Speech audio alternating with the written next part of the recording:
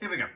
So, alkanes can be separated from the fractional distillation of crude oil, where, as you know, the crude oil is heated so that all of the components vaporize. It's a mixture of many different hydrocarbons, which are compounds composed of only carbon and hydrogen atoms. That now vaporized mixture is fed into the bottom of the fractionating column. It is hottest at the bottom and it's cooler at the top. There's a temperature gradient as the gases rise. As this gas mixture rises, different components from the gas mixture will condense at different layers or different chambers of the column and are directly piped out as liquid, taken away from the column as fractions. And each fraction contains a mixture, but this mixture, each fraction mixture, contains hydrocarbons with a similar number of carbon atoms per molecule. The longer the hydrocarbon chain, the more van der Waals forces, intermolecular forces between the molecules, so the higher the boiling point. So the long chain alkanes with the high boiling point condense lower down the column. Shorter chain alkanes with fewer electrons, therefore less van der Waals forces, have a much lower boiling point, so they remain a gas while they rise up the column. They condense closer to the top. Anyway, if we take an alkane, we can combust alkanes by reacting them with oxygen. We may have complete combustion, or if there is less sufficient oxygen, incomplete combustion. We know that the products from complete combustion are carbon dioxide and water. The products from incomplete combustion, carbon monoxide and water, or carbon and water. You always produce water. The greater the degree of incomplete combustion, the more carbon or soot that's produced. That is a solid, it is particulate matter. Carbon monoxide, the toxic gas, and carbon dioxide, the least immediately dangerous, but we all know about global warming because it is a greenhouse gas. You also know that there are impurities of sulfur in alkane fuels. The sulfur impurity will also combust when you burn a fossil fuel, unless you have removed it beforehand. But that is expensive and doesn't tend to happen so much. Combustion of sulfur produces sulfur dioxide gas, a toxic gas, an acidic gas. It reacts with water to form acid rain, sulfuric acid. We can desulfurize exhaust flues, not exhaust pipes and cars. Cars can't remove any sulfur dioxide produced from them, but luckily they don't produce that much. However, we can desulfurize using some kind of alkaline or basic scrubbing agent like calcium hydroxide. The calcium hydroxide is a base that will react with the sulfur dioxide to make a solid product, which therefore removes the sulfur dioxide gas from the flue gas. Also, due to the heat in an engine that is combusting alkanes, you also get another reaction where nitrogen in the air reacts with oxygen in the air to make nitrogen dioxide and other nitrogen oxides, NOx. So nitrogen dioxide, nitrogen monoxide, many different oxides of nitrogen. They also are irritants and they also dissolve in raindrops to form acid rain. Now, the only new A-level reaction that you are expected to know at A-level, obviously, is any halogen in the presence of UV light will produce haloalkane or a halogenoalkane. Haloalkane or halogenoalkane you can use interchangeably, they're both correct. The mechanism for this reaction is free radical substitution.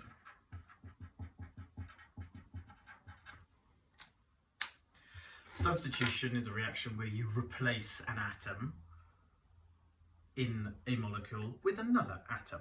So for example, I could substitute this lid for this lid.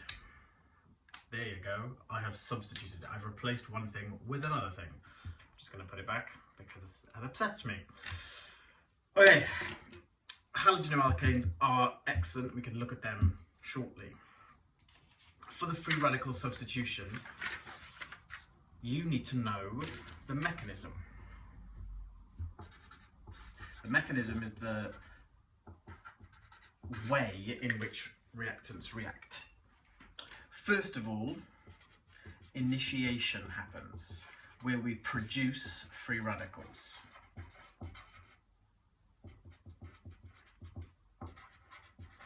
This is what the UV light is needed for.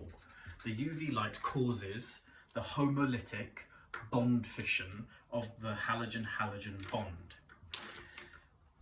The halogen, for example chlorine, the halogen, any halogen, will break into two radicals. The radical is shown by this unpaired electron dot. Be careful not to draw it like a negative charge, because it is not a negative charge. So UV light does this.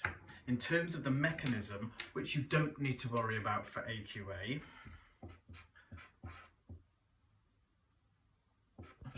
two halogens, one electron shown by the movement of this single-headed arrow from the bond, and the other electron from the bond goes to the other one. That forms two radicals by homolytic bond fission. Homolytic means to break in the same way. In other words, each of these atoms got one of the electrons being shared. We've now got radicals. Radicals are highly reactive species because they have this unpaired electron. Next stage, propagation stage. Propagation involves a radical reacting with something, and a product from the propagation stage is a free radical. That free radical can then go on to make a second stage, and propagation continues around and around. Free radicals react to make more radicals. Those radicals react to make more radicals. Each time a radical reacts, a new radical is regenerated in the propagation stage. For example, here, if I take my halogen radical, it can react with any alkane, haloalkane, alcohol, any other organic species. For simplicity, I shall go for methane. That radical will react with the methane and will remove one of the hydrogens to give me the hydrogen halide. And what I'm left with is a methyl radical. If I show you the mechanism, even though it's not required AQA exam syllabus, seeing the mechanism hopefully makes some sense. The halide radical, the unpaired electron, bumps into a methane molecule. The unpaired electron will form a bond between the halogen radical and the hydrogen atom. One electron from the carbon-hydrogen bond comes out to meet it to form a new covalent bond between the halogen and the hydrogen to form our hydrogen halide.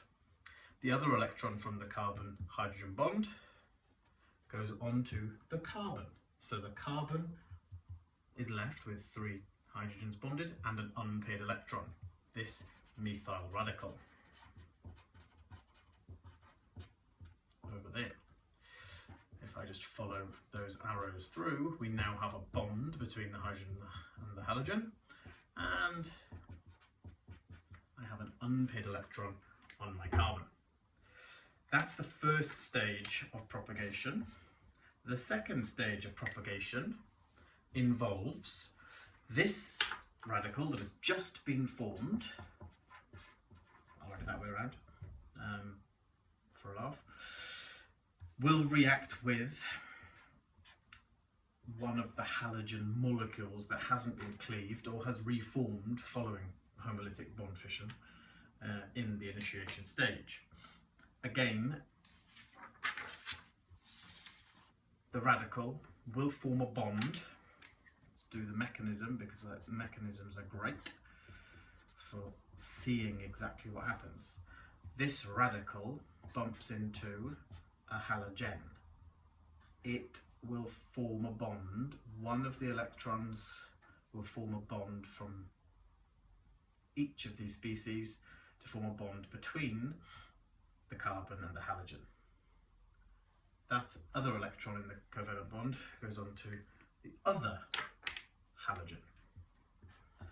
So that produces our product, our main halogenoalkane product, and has regenerated another halide radical or halogen radical. Halide radical isn't the best terminology. Halogen radical. Halide would mean an X minus. So the first propagation stage can happen again, and then the second one. And this can continue around and around and around and around and around, over and over again, until we end up with our next stage randomly happening. The third stage in this mechanism is the termination stage.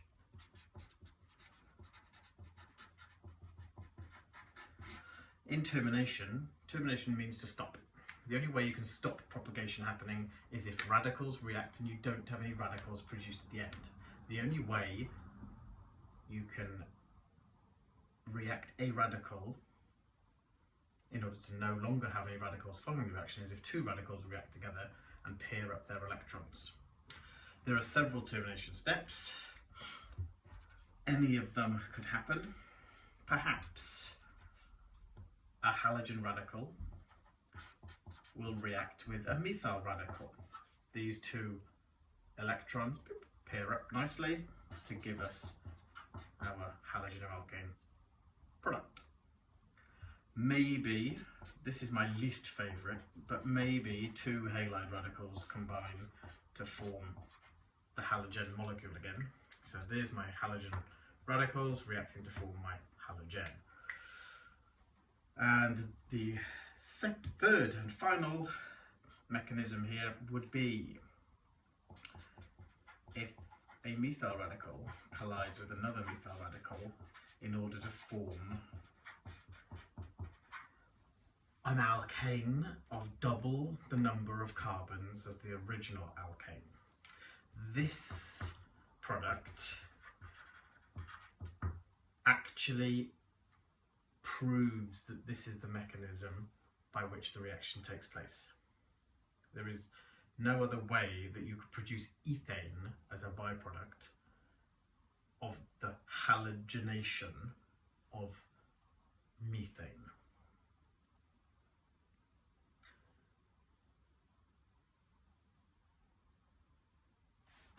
Okay, moving on.